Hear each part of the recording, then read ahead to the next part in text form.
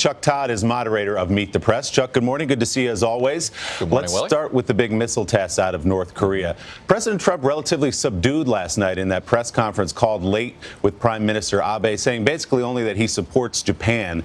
How's he handling this so far? Do you expect to hear more today? Well, I do expect to hear more today. It was a very subdued response. I mean, he has said more provocative things in advance of what could be coming.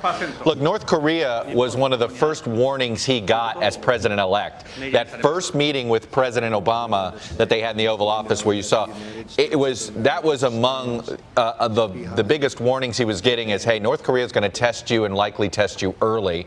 And lo and behold, here he is. I think, look, they're trying to do what previous presidents have done, Willie, which is not overreact, but they don't want to underreact. And I think they're trying to gauge exactly to see if they can strike that balance. And complicated further by what, by all accounts, was a good phone call with China in support of the one China policy. Of course, China and North Korea closely linked there. So a lot to work through for the president, including on questions again about Russia and General Michael Flynn, the national security advisor.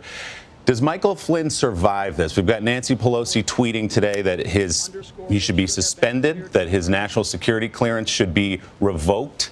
All this about his conversations with the Russian ambassador to the United States in the days before Trump was president. Ultimately, Willie, this is about the president himself. Look, Mike Flynn has some detractors in that West Wing. Mike Flynn has detractors within the Trump administration.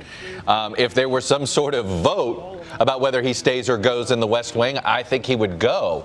But ultimately, he enjoys the support, or has, of President Trump.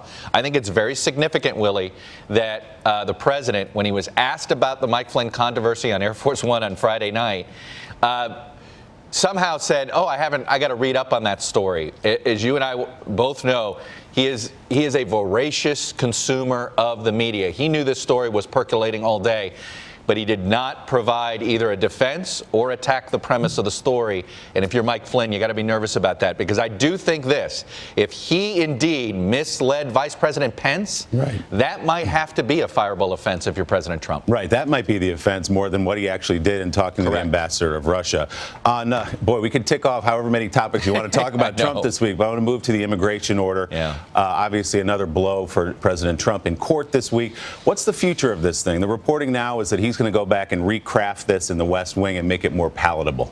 Well, that's the simplest and fastest way. If his words at the time of signing the order are to be believed, that this was an urgent matter, this is something that you can't wait on, then you shouldn't be bothered with the courts. And if you look at it, the Ninth Circuit essentially gave a roadmap to the White House of how to rewrite the order so that it meets constitutional grounds. So I think the rewrite is coming. I assume we'll hear a lot more about it on my show after yours from the Trump White House. But I suspect within days we'll see a new order. And you'll be talking to one of the men who crafted that order. Should be a fascinating show. Chuck, thanks so much. We'll be watching Meet the Press, where Chuck will speak with Vermont Senator and former presidential candidate Bernie Sanders. That's later this morning.